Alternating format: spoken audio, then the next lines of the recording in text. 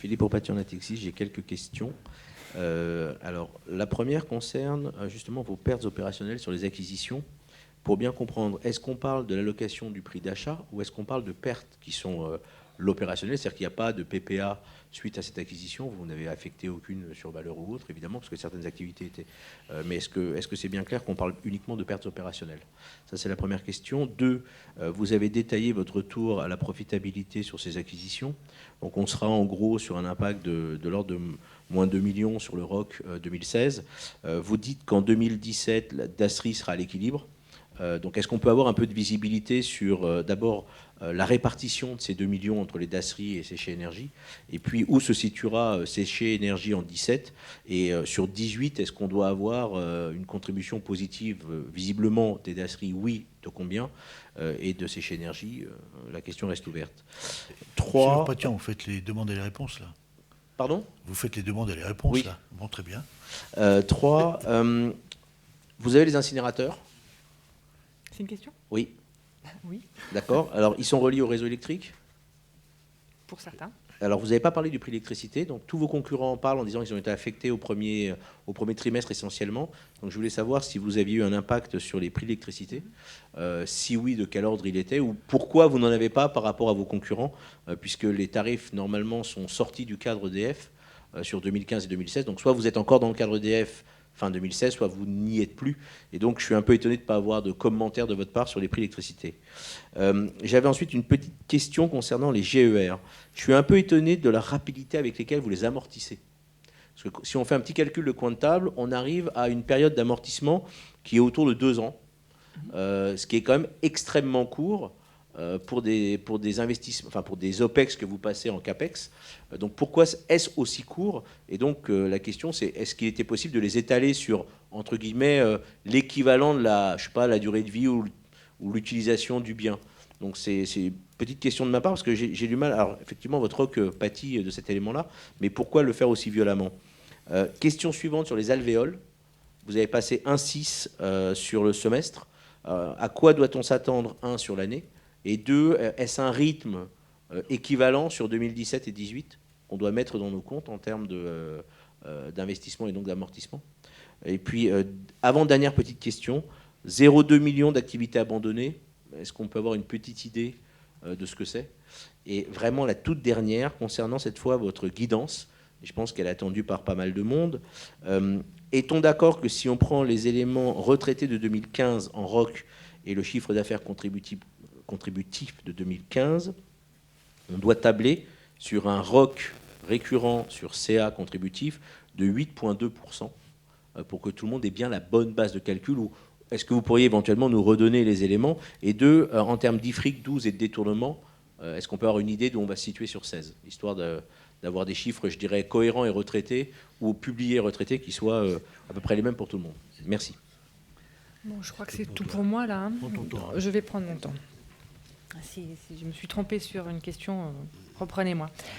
S'agissant donc des acquisitions, il s'agit bien de pertes opérationnelles, absolument pas d'allocation du prix d'acquisition. Sur ces opérations, nous avons généré des goodwill, mais on en a parlé l'année dernière, on en a également cette année, mais là, il n'y a absolument pas de dépréciation des dits goodwill. C'est bien des pertes opérationnelles. Pour moitié, comme je disais, sur les activités de DASRI et pour moitié sur les activités HPS. Sur la fin de l'année, cette répartition sur les 2 millions de ROC devrait être équivalente. Sur les années futures, donc 2017, effectivement, donc 2016, voilà, moins 2 millions sur ces deux activités. Sur 2017, sur les activités de DASRI, nous visons effectivement le retour à la rentabilité opérationnelle, un retour plus pour l'instant. On reste prudent, mais confiant sur notre développement commercial. Sur les activités de radioprotection, là, je suis un petit peu plus réservée dans ma réponse, dans la mesure où c'est très dépendant de nos donneurs d'ordre.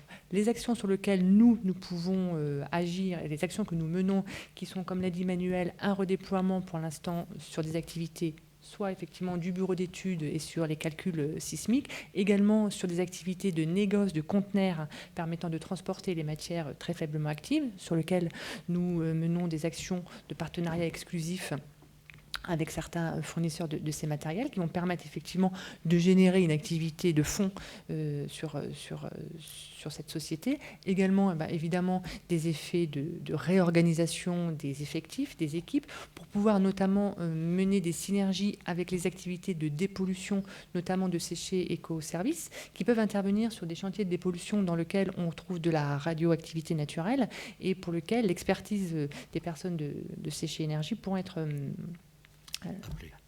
appelé et apprécié. Donc sur 2017, je ne me prononcerai pas encore sur le niveau, je dirais, de retour à la rentabilité. S'agissant du prix de l'électricité maintenant et de nos incinérateurs sont effectivement reliés, un de nos incinérateurs de déchets dangereux est relié au réseau électrique, mais également à un opérateur industriel. Et donc nous arbitrons entre vapeur et électricité en fonction des besoins du dit industriel. Donc notre sensibilité à l'évolution du prix de l'électricité est assez faible sur nos activités. C'est pour ça que nous ne l'avons pas évoqué. Concernant le gros entretien et réparation, effectivement, ce sont des dépenses qui sont récurrentes sur nos installations et les dépenses en question sont... le plan en fait, de maintenance se porte sur des périodes de 12, 18, 24 mois, donc un peu plus de 12, sinon effectivement c'est de la dépense. Ça n'est pas pour se faire mal que nous l'amortissons à ce rythme-là, c'est la norme comptable qui le précise. Vous amortissez ces dépenses sur la durée entre deux renouvellements de niveaux de dépenses. Voilà. Mais effectivement, ça permet de donner une certaine visibilité sur ce type de dépenses qui reviennent régulièrement. Et comme elles ne sont pas systématiquement sur 24 mois ou 18 mois, on peut se retrouver sur certaines années à avoir des décalages et des arrêts qui se retrouvent 2 fois sur le même semestre ou pas du tout sur le semestre suivant. Le fait de les activer et d'amortir de façon linéaire donne de la visibilité sur le ROC par rapport à ces arrêts récurrents, des arrêts techniques programmés. Concernant nos alvéoles de stockage, l'amortissement supplémentaire correspond effectivement au niveau d'activité que nous avons constaté sur le traitement stockage et notamment le stockage déchets dangereux. Le niveau d'amortissement sera en lien avec ce niveau d'activité. Sur la partie déchets dangereux, oui, nous pensons que nous serons sur ce rythme d'amortissement. Donc nous avons franchi un palier et nous ne devrons pas redescendre beaucoup. Sur le déchet non dangereux, ça dépendra effectivement des évolutions des flux en enfouissement. Donc, maintien des flux entrants sur les métiers du stockage, mais pas forcément sur les métiers sur l'enfouissement. Les activités abandonnées, il s'agit de notre filiale en Hongrie, Hungaropek, donc aujourd'hui qui est en... Eh oui, on l'a encore. J'espère plus pour très longtemps, mais pour lequel effectivement nous sommes en discussion exclusive avec un industriel hongrois qui est bien implanté en Hongrie et bien aussi avec les autorités locales. Donc ça suit en fait le rythme administratif hongrois. Donc, mais nous sommes dans une phase aujourd'hui de négociation exclusive. Les coûts engendrés sont les coûts de surveillance du site. Voilà. Donc elles sont limitées au minimum des dépenses. La question suivante, je crois, portait sur notre taux de ROC. Voilà, notre taux de ROC à 8,2%, donc retraité de tous les effets ponctuels que nous avions constatés en 2015. Et oui, je vous confirme que tant que le niveau d'investissement sera celui que nous avons constaté en 2015, également en 2016 et en 2017, nous devrons être sur ce niveau de taux de ROC. Sur les IFRIC 12 et sur les détournements, je ne vais pas me prononcer sur un chiffre. Aujourd'hui, ce qu'il faut savoir, c'est que la collectivité a décidé l'arrêt de l'incinérateur, donc plus de coactivité pour une phase de travaux qui vont porter sur... On parle de Strasbourg. De Strasbourg-Sénerval, oui, pour effectivement ceux qui ne sont pas au courant du sujet. Donc tout ce qui concerne les détournements et les chiffres d'affaires IFRIC 12 concerne notre société Strasbourg-Sénerval. Donc, qui a été arrêté à la demande de la collectivité pour une période de 2 ans à 2 ans et demi de travaux. Et donc les discussions sont en cours aujourd'hui sur le montant des travaux qui seront pris par Sénerval, avec effectivement une prise en charge par la collectivité, mais réalisée par Sénerval, et également sur la prise en charge de l'ensemble des coûts et des détournements induits. Mais je rappelle que ces éléments ne sont pas contributifs à la marge. Donc effectivement, ça ne... Mais ils apparaissent effectivement en chiffre d'affaires et en charge. Voilà. Pour le même montant. Je crois que je n'ai pas oublié de question. Peut-être d'autres questions? Oui.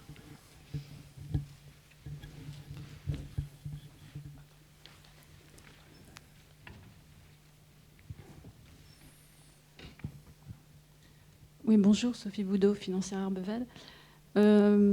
J'ai 3 questions, si vous me permettez. La première sur le BE.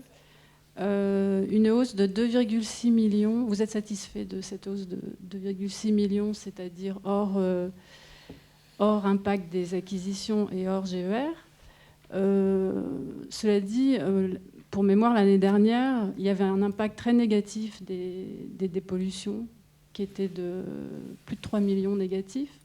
Donc ça veut dire qu'on n'a pas, enfin, vu l'effet de base qui était quand même très favorable, on n'a pas récupéré de ces 3 millions d'effets négatifs de l'année dernière. Donc, d'où ma deuxième question sur la dépollution, parce que finalement, ça impacte énormément les variations de chiffre d'affaires d'un semestre à l'autre, d'une année à l'autre, et aussi à la fois sur les déchets dangereux et sur le non dangereux, parce qu'on avait en tête ce qui s'était passé dans les déchets dangereux, mais peut-être pas dans les déchets non dangereux là sur le S1.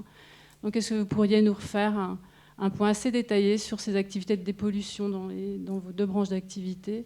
Est-ce que ça a pesé en chiffre d'affaires l'année dernière, en splittant chaque semestre, pour qu'on voit sur le S2 là, ce qui arrive, quel est l'effet de base sur ces chantiers-là? Comment ils sont margés par rapport au reste? Voilà, ça c'était ma deuxième question. Et la troisième, c'est sur le BFR. Parce que, si je comprends bien, il y a sur le BFR non récurrent, sur Sénerval, alors je ne sais pas si c'est la totalité des 11 millions, si, oui. L'année dernière, il y avait déjà 10 millions, donc c'est des chiffres qui s'accumulent, c'est-à-dire que vous allez être payé de ces montants-là au S2, vous pensez, et vous ne parlez plus de la Guadeloupe, parce que l'année dernière, il y avait un gros effet de Guadeloupe aussi, au 31-12. Donc, il n'y avait qu'un tiers de la créance qui avait été récupérée. Donc, est-ce que vous en êtes sur ce contrat-là? Et moi, je pensais du coup, on aurait un effet positif sur le BFR, là, au S1. Je vais peut-être commencer par le BFR, du coup, puisque la question est fraîche. Donc, s'agissant de la Guadeloupe, effectivement, on avait encaissé un tiers. Depuis, effectivement, on continue à travailler. Donc, la créance a réaugmenté du même montant. Donc, à date, 31 décembre, 30 juin, j'ai eu un BFR flat sur la Guadeloupe. La Guadeloupe met toujours un petit peu de temps à payer et ça nécessite des efforts réguliers pour s'assurer que les fonds qui sont mobilisés pour ces dépollutions, la réhabilitation du site de la Gabarre soit bien réallouée. Donc, ça, c'est un travail constant. Sur le BFR de Sénerval, plus particulièrement, donc sur le semestre, c'est bien un effet uniquement Sénerval, donc BFR de la collectivité. Cette somme-là, elle sera encaissée d'ici la fin de l'année. Donc je dis qu'on en avait déjà encaissé plus de la moitié à l'heure où je parle, donc entre 30 juin et puis aujourd'hui. Le fait qu'effectivement il y ait eu cet effet de BFR, ça a été lié au fait qu'on a émis les factures tardivement, puisque l'avenant et l'accord entre... Oui, on avait un impact Sénerval, tout à fait, qui s'ajoutait, mais il faut savoir que ce qu'on avait dit, c'est que le niveau de BFR atteint l'année dernière sur Sénerval était le maximum et qu'il n'y aurait pas de dégradation sur l'année. Et c'est le sens des négociations que l'on réalise avec la collectivité. La collectivité, sur cette créance donc, qui est cumulée au 31 décembre 2015, a un certain nombre de modalités de règlement qui sont soit du versement immédiat pour une petite part, et des versements via une augmentation de la redevance à la tonne, donc qui s'étale sur la durée de la délégation. Donc l'appurement, si vous voulez, n'est pas aussi rapide que simplement tout sur l'année 2016. Et les négociations qui sont en cours aujourd'hui dans le cadre justement de l'arrêt des installations remet un petit peu les choses aussi en perspective, et le sujet de BFR du groupe Séché, mais également des problématiques de financement de la collectivité sont au cœur des négociations. Mais chaque partie a bien conscience des enjeux des uns et des autres. Ça, c'était pour la partie BFR. S'agissant donc de la croissance de l'EBE, oui, on est relativement satisfait de cette croissance. Je crois qu'on l'a déjà évoqué pendant la présentation. Le taux marginal de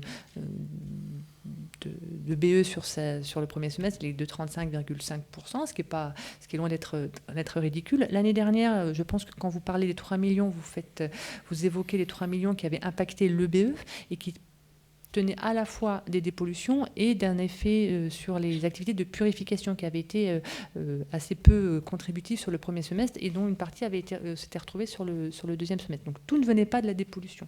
Je tiens à le signaler. Sur les dépollutions, ou sur les activités de dépollution en général, la segmentation déchets dangereux, déchets non dangereux n'est pas forcément évidente, puisqu'effectivement, quand ils interviennent sur un chantier, quand ils font des offres, c'est sur une dépollution. Et c'est la caractérisation du déchet, une fois que effectivement les analyses sont faites, qui va décider de la filière vers laquelle les déchets vont s'orienter.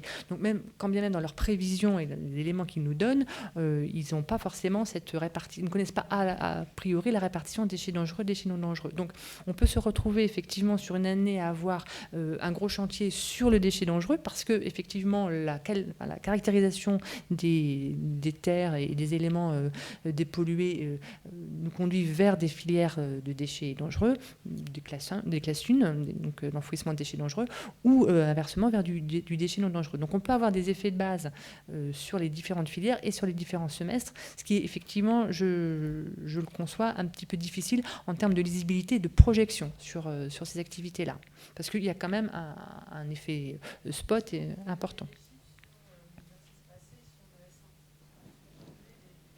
Sur le S1, nous avions effectivement des décalages sur les activités de dépollution et on en avait déjà parlé, donc je ne vais pas revenir sur les chiffres. Sur la partie déchets non dangereux, nous avions un effet sur le T1 d'environ 2 millions d'euros sur le T2, sur le déchet non dangereux, d'effet de base, spot. Oui, Alain Roy, au Balto. 3 petites questions. Deux premières très simples. Sur les CAPEX, donc 50 millions en 2016, vous aviez... J'ai cru comprendre qu'il y en avait encore pas mal en 2017, mais on peut imaginer que ça décroît un petit peu après. Donc, sur quel niveau de CAPEX on peut tabler sur le moyen terme? Deuxième question sur le taux d'IS, qui me paraît très élevé au S1, comparativement à celui de l'année dernière. Quel taux d'IS on doit intégrer dans nos modèles? Et pour poursuivre ce que vous disiez et un peu les remarques qui ont été faites sur la difficulté qu'on a en fait à appréhender les métiers du groupe, parce que je pense que, on parlait un petit peu en début de réunion, mais la différenciation entre déchets dangereux et déchets non dangereux n'a plus de sens aujourd'hui, il me semble-t-il. Est-ce qu'on ne peut pas imaginer que vous nous communiquiez plutôt sur les différents métiers? Alors, je sais pas, ça va être traitement, valorisation, dépollution ou autre, je ne sais pas comment le prendre, mais parce que du coup, aujourd'hui, quand on regarde le groupe, on se pose des questions sur le potentiel de croissance. On se dit en gros, pour être très très simpliste, déchets non dangereux, c'est ce que nous on fait en tant que consommateurs, ça décroît puisqu'on produit moins de déchets qu'avant, puisqu'on le valorise plus. On a chacun 3 poubelles, 4 poubelles, voilà. Donc moins de déchets à mettre en incinération ou en décharge, donc une activité qui décroît en volume. Et déchets dangereux, en gros, c'est la croissance de la pollution industrielle française. Comme on n'a pas, a priori, on n'attend pas une croissance de 10% par an dans les prochaines années de la production industrielle française, on se dit que globalement, au final, le groupe il va croître de 2-3% par an à tout casser. Comme en plus il y a des investissements à faire, il y a donc des amortissements. Donc ce qui veut dire que notre croissance de chiffre d'affaires, on ne la retrouve pas dans le ROC. Donc quelque part, l'actionnaire que je suis se demande la question de savoir comment va évoluer son dividende. Enfin, j'exagère, je simplifie le message. Mais voilà. Et je pense que ça tient en fait que cette répartition déchets dangereux, déchets non dangereux, aujourd'hui est complètement obsolète pour comprendre vos métiers. Parce qu'il y a plein de métiers nouveaux dont vous nous parlez régulièrement. Hein. On a eu quelques chiffres là, mais est-ce qu'on ne peut pas imaginer d'avoir une communication plus axée sur ces métiers, à la fois en termes de chiffre d'affaires, à la fois effectivement, et ça rejoint la question de ma consoeur, en termes de rentabilité, puisque la dépollution, est-ce que c'est plus rentable, moins rentable que la mise en décharge, j'en sais rien.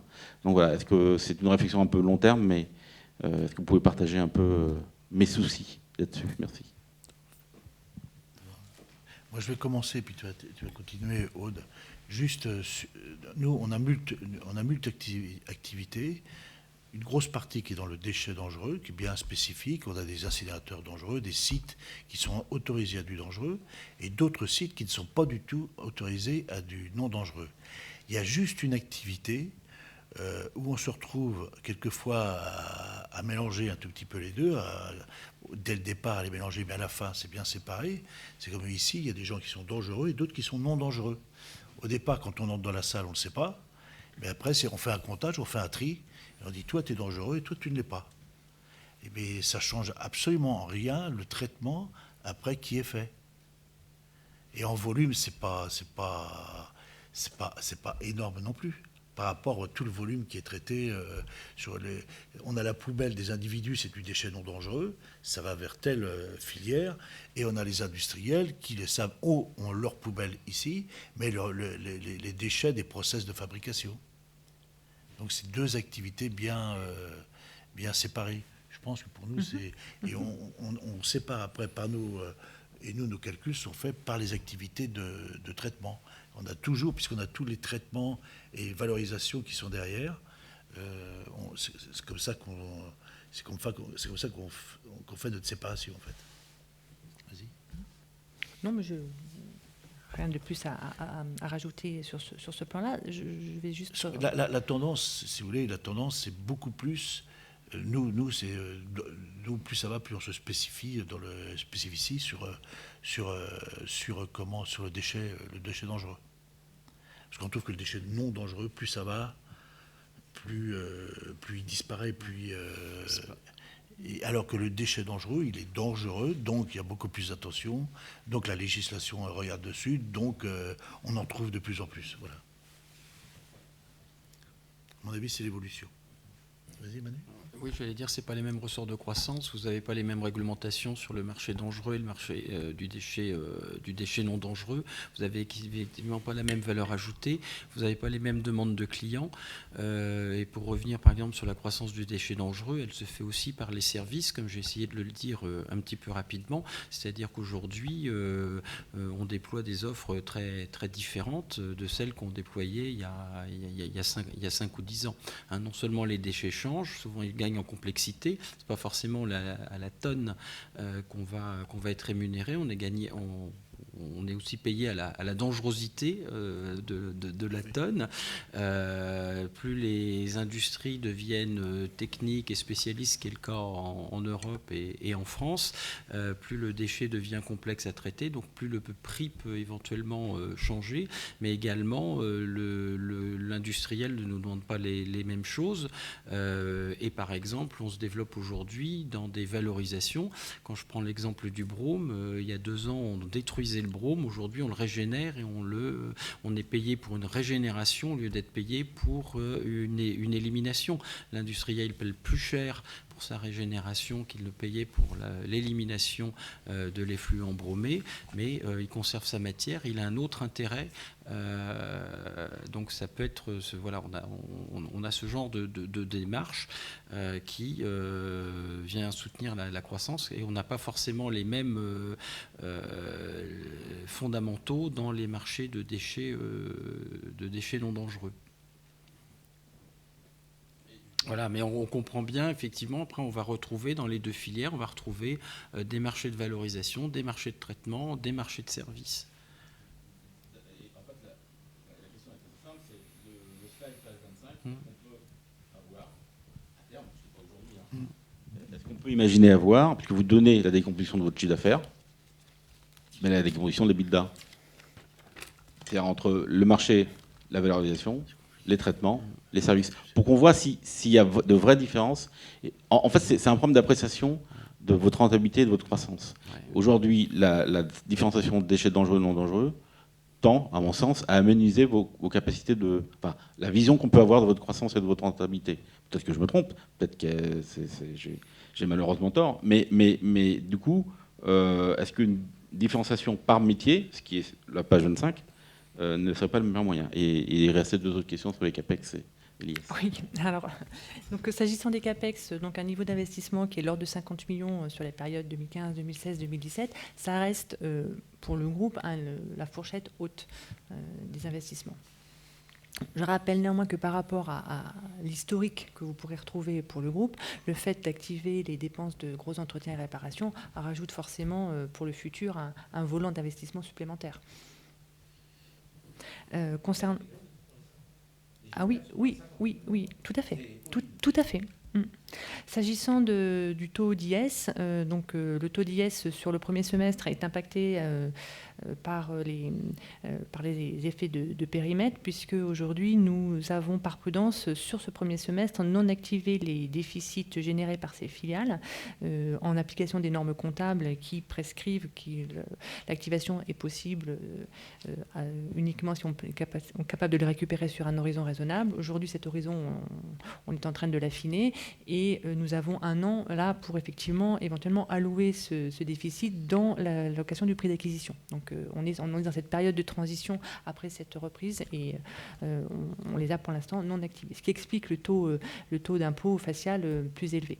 Le taux effectif est de 37% comme un groupe de notre taille. En stock d'IS, ça fait combien? En stock d'économie d'IS, ça fait combien? Sur ces sociétés-là, je ne vais pas vous dire de bêtises, je ne l'ai pas en tête, mais... Ah oui, non. Ouais. J'aimerais avoir une idée de la sensibilité de vos résultats par rapport au taux d'intérêt. Une deuxième question. Je ne sais pas sur une référence des 10 ans français ou quelque chose de relativement simple. Et quelle est votre vision de l'impact sur les projets d'investissement dans cet environnement de taux qui est extrêmement bas? Est-ce que ça vous pousse à, au contraire, augmenter ces investissements ou parce que vous avez indiqué que vous étiez à 1,15, ça vous laissait une marge par rapport au plafond bancaire. Est-ce que vous voulez jusque-là ou est-ce que plutôt prudent compte tenu notamment du développement dans les déchets dangereux? Et puis j'avais eu une autre question. Votre groupe est quand même essentiellement français. Est-ce qu'il y a une volonté à terme de beaucoup plus développer avec les risques qui sont liés à l'international? Et puis enfin, avoir un niveau de goodwill par rapport aux fonds propres. Alors, s'agissant de notre politique d'investissement et je dirais d'endettement, notre objectif ce n'est pas systématiquement d'aller tangenter le ratio limite, même dans un environnement global de taux faibles. Nous visons toujours à conserver une certaine flexibilité financière, notamment, comme le dit Joël, parce que nous restons ouverts en plus de nos investissements à venir, là, qui sont importants sur les 3 années, donc nous souhaitons pouvoir continuer à les autofinancer, mais également toutes les opérations de croissance externe que l'on pourrait imaginer ou qui nous sont soumises, soit sur le périmètre français, soit sur l'international, comme l'évoquait Joël. Nous ne menons pas une politique d'optimisation du taux et d'optimisation de nos ratios pour tirer au maximum. Sur la partie de savoir si nous allons évoluer vers un marché plus international, oui, oui, Joël le disait tout à l'heure que l'international représentait un objectif. Aujourd'hui, c'est 5% du chiffre d'affaires. Donc l'international, la stratégie sera forcément empreinte de prudence. Alors il y a déjà, pour qu'il y ait des marchés à l'international, il faut déjà qu'il y ait des réglementations dans nos métiers. Qui dit réglementation dit opinion publique. Et l'opinion publique, ça veut dire des pays où il existe des classes moyennes sensibilisées aux questions environnementales. Donc ça limite déjà un certain nombre de régions dans le monde. Joël citait l'Amérique latine qui peut répondre à ces critères-là. Ensuite, on sera très sensible à l'environnement évidemment politique et réglementaire et évidemment également à l'environnement administratif des régions dans lesquelles, ou les pays dans lesquels on souhaite s'implanter. Et puis après, il y a également des aspects fiscaux, des aspects de remontée de trésorerie éventuellement qui rentrent dans les paramètres. Donc vous voyez qu'il y a des paramètres assez fondamentaux de réglementation, d'existence de marchés. Et évidemment, dans ces marchés, ce qu'on va cibler particulièrement, c'est les marchés de déchets dangereux. Donc on va aller là dans les zones où il y a des entreprises qu'on connaît bien, des entreprises par exemple des secteurs de l'énergie, des entreprises entreprises minières, des entreprises de chimie, hein, auxquelles on a des réponses à offrir. On est allé au Pérou l'année dernière en co-investissement. Donc on est aujourd'hui, c'est un investissement qui est mis en équivalence. Sur un secteur qu'on connaît bien, qui est celui des dasseries, où là, il y a une réglementation qui est porteuse, un marché qui est stable et récurrent. C'est le marché des déchets de soins, dans un pays où la consommation médicale est assez proche de celle de la France par habitant. C'est pour nous une opportunité de développement sur des métiers de traitement et d'incinération qui nous permettent d'avoir aussi une base installée, une base d'observation sur ce qui peut se faire dans les déchets dangereux, donc au-delà des dasseries. Donc effectivement une politique de développement à l'international, mais qui reste fondée sur des bases de prudence que j'ai énumérées. Raymond James. Juste sur le plan du capital, est-ce que vous pourriez nous indiquer où on en est de la position de la Caisse des dépôts? On a noté des achats aussi de groupes séchés sur le capital, et puis faire le point sur l'autocontrôle. Voilà, merci. Donc à notre connaissance, la Caisse des dépôts détient une participation de 9,89%. Voilà, c'est une position qu'elle détient depuis une grande année. À l'occasion, il y a eu en 2015 le débouclement du pacte d'actionnaires qui existait entre le Séché Environnement, la famille Séché et la Caisse des dépôts.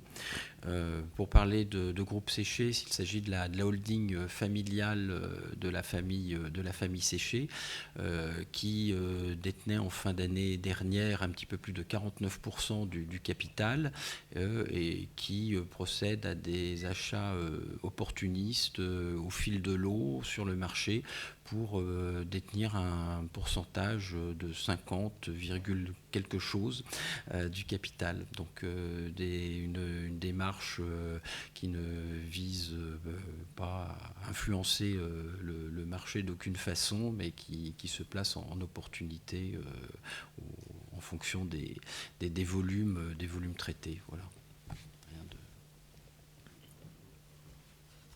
Et l'autocontrôle n'a pas évolué.